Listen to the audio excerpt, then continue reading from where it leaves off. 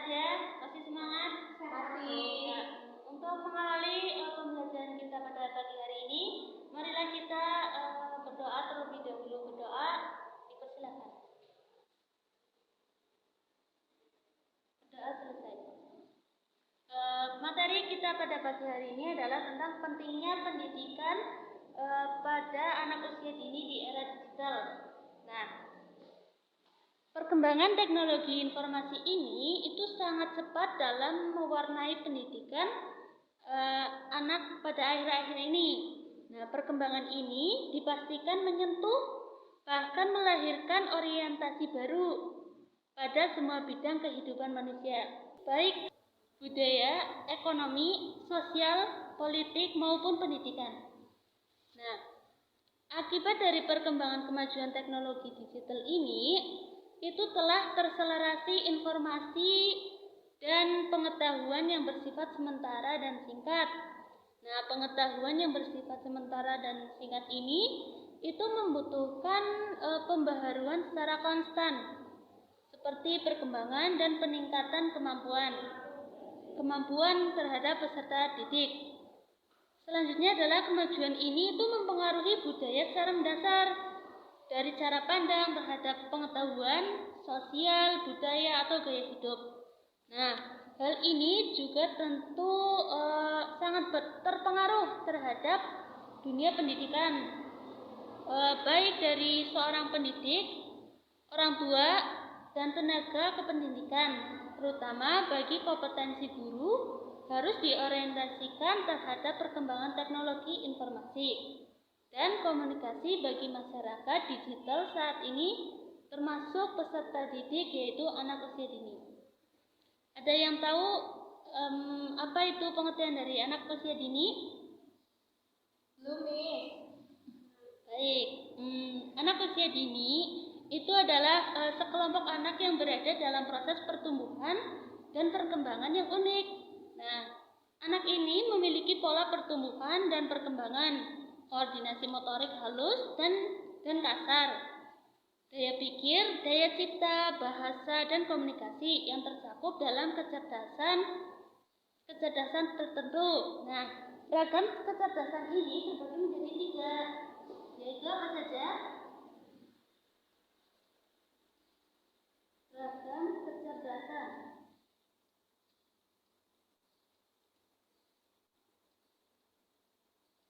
Yaitu yang pertama ada kecerdasan IQ, ya. IQ. Yang kedua spiritual. SQ. Yang ketiga EQ. EQ. EQA. EQ. Ya.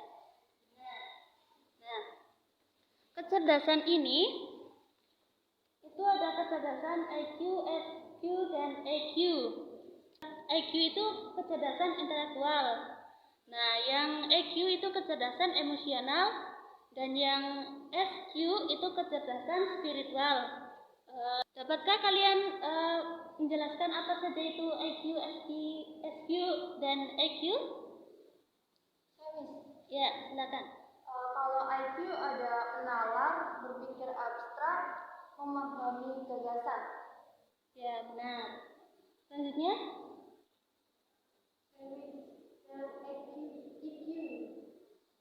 itu seperti menerima, menilai, mengelola, mengontrol emosi. ya, benar. Tentang pertumbuhan dan perkembangan anak usia dini itu perlu diarahkan pada peletakan dasar-dasar yang tepat bagi pertumbuhan dan perkembangan manusia.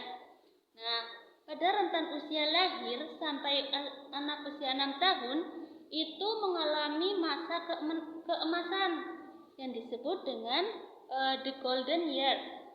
Nah, yang merupakan masa di mana anak itu mulai peka dan sensitif untuk menerima berbagai rangsangan terhadap dirinya, baik rangsangan melalui lingkungan keluarga atau lingkungan sekolah, seperti itu. Nah, selanjutnya itu masa peka itu merupakan masa yang terjadinya itu karena kematangan fungsi fisik dan psikis. Nah, anak telah siap merespons stimulasi yang diberikan oleh lingkungannya. Nah, masa peka pada masing-masing anak itu berbeda ya, dari anak yang satu dan anak yang lainnya.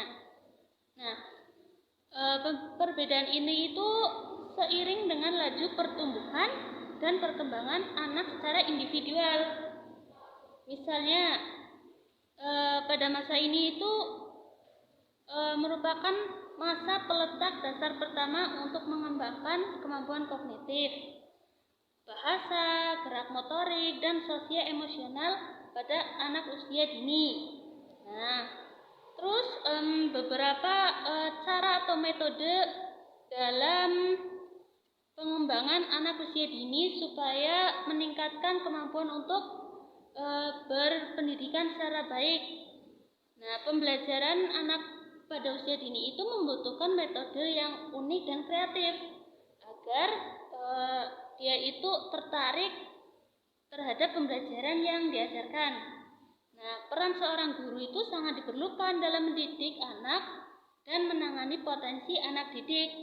Dari sini, guru dalam pendidikan anak usia dini itu tidak hanya dipandang sebagai pengasuh atau pembimbing, melainkan guru juga berperan sebagai jembatan untuk memperoleh pengetahuan. Nah, metode tersebut itu ada metode global atau yang disebut dengan Gen Z method. Nah, metode ini adalah metode yang bertujuan untuk mendorong anak membuat suatu kesimpulan dengan kalimatnya sendiri. Contohnya adalah ketika ia membaca buku. Nah, anak itu diminta untuk menceritakan kembali secara sesuai dengan pengetahuan yang ia ingat. Nah, sehingga informasi yang akan diperoleh itu dapat diserap lebih lama. Dengan demikian, anak akan terlatih berpikir secara kreatif dan berinisiatif. Selanjutnya adalah metode percobaan. Nah, metode percobaan ini mendorong anak dan memberikan kesempatan kepada anak untuk melakukan percobaannya sendiri. Contohnya seperti mendengar, menulis, atau menggambar. Ketiga adalah metode learning by doing. Nah, metode ini itu sudah ada sejak zaman Rasulullah. Melalui sabdanya, yaitu yang berbunyi, "Salatlah kamu seperti kamu melihat aku, bagaimana cara aku salat." Nah, itu adalah bukti bahwa proses belajar mengajar itu sudah ada sejak zaman Rasulullah sebagai fondasi awal dalam pendidikan Islam.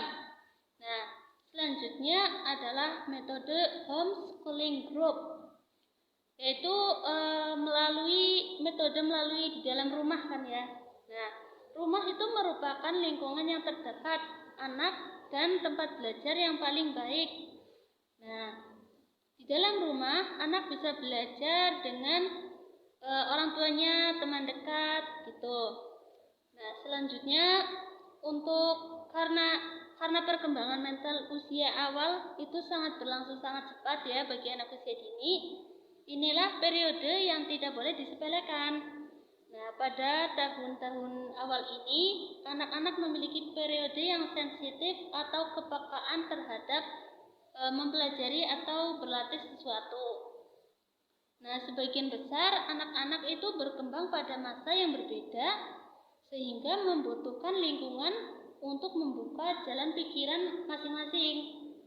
Nah, menurut Montessori, paling tidak ada beberapa tahap perkembangan seorang anak, yaitu yang pertama adalah sejak lahir sampai usia 3 tahun, anak itu memiliki kepekaan sensoris dan daya pikir yang sudah mulai dapat menyerap pengalaman melalui sensorinya. Nah, yang kedua adalah anak usia setengah tahun sampai kira-kira 3 tahun itu mulai memiliki kepekaan berbahasa dan sangat tepat untuk mengembangkan bahasanya, seperti seperti berbicara, bercakap-cakap, seperti itu. Mungkin cukup